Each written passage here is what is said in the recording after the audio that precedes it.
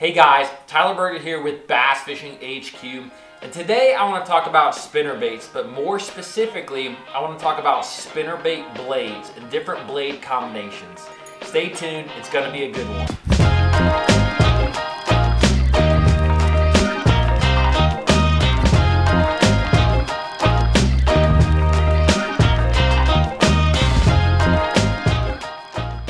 So spinnerbaits. You go to a store, you go to a Dick's, a Cabela's, a Bass Pro Shop, and there's literally an aisle full of spinnerbaits, right? You have spinnerbaits from a ½ ounce size to 1 ounce or even bigger than that. You have all these different blade and blade combinations.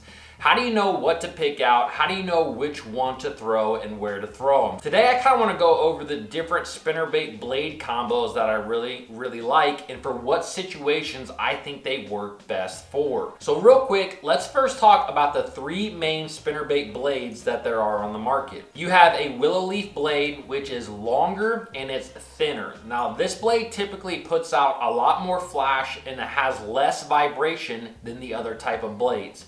It's really good for clear water situations, and it can come in gold, and it can come in nickel, and it can come in painted blades along with all these blades. Another type of spinnerbait blade is a Colorado blade.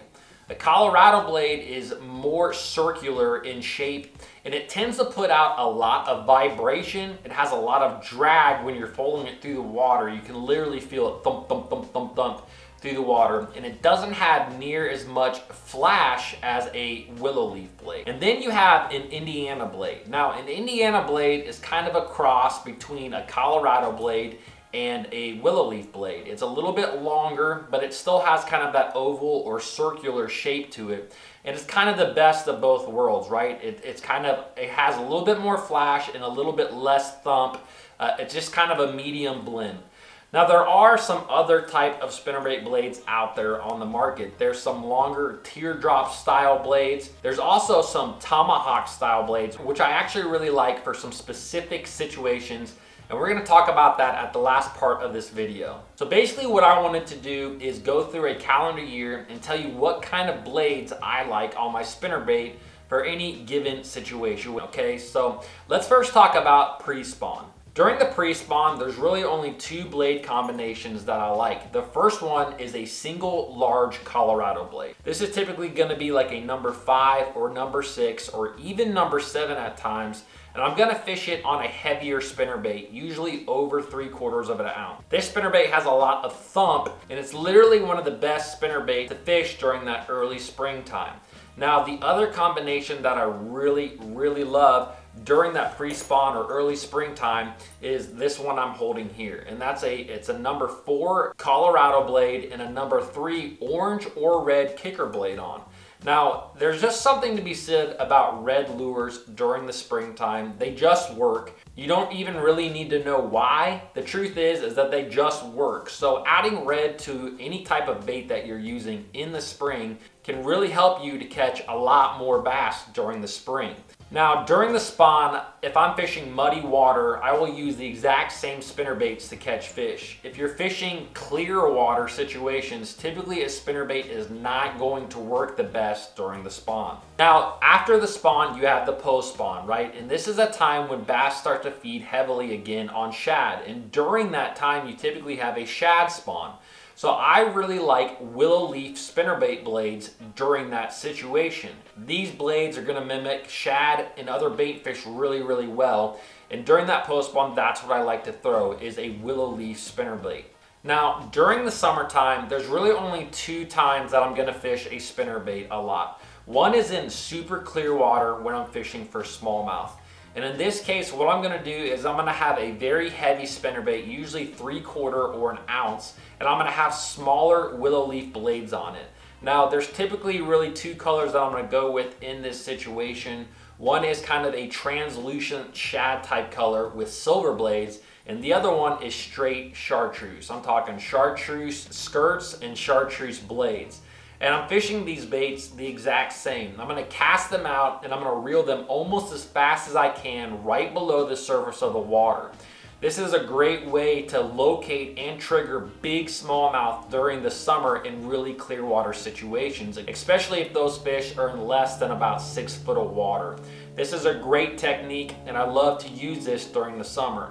Now during the summer, the only other time that I'm gonna use spinnerbaits a lot is actually in river systems. And I'm gonna talk about river systems in just a minute.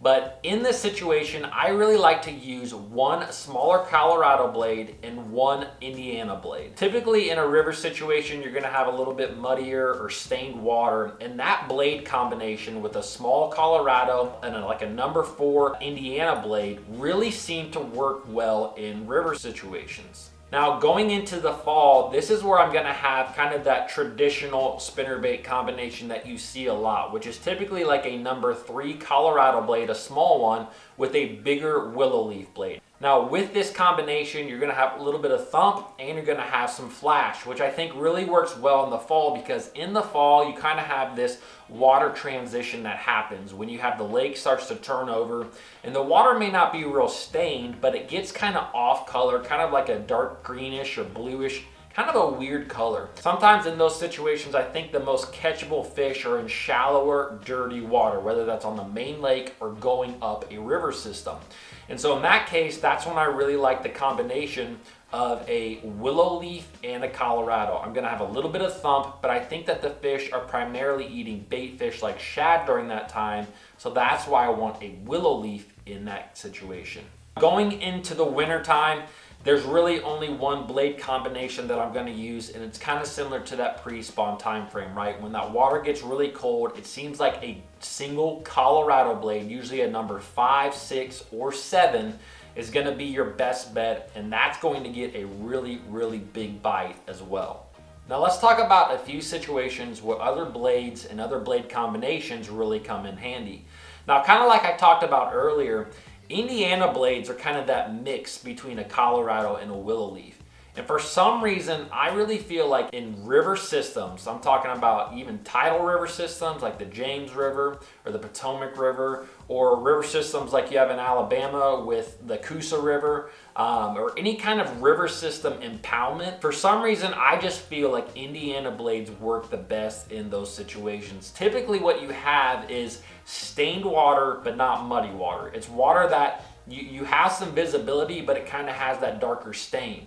And so in those situations, I really think an Indiana blade shines above the rest. Now, can you get bit on different blades? Absolutely. But in those river situations, I really like to fish an Indiana blade or a combination of a Colorado and an Indiana blade. Now, the last blade that I want to talk about is something that not a lot of people talk about, and that's this Tomahawk blade.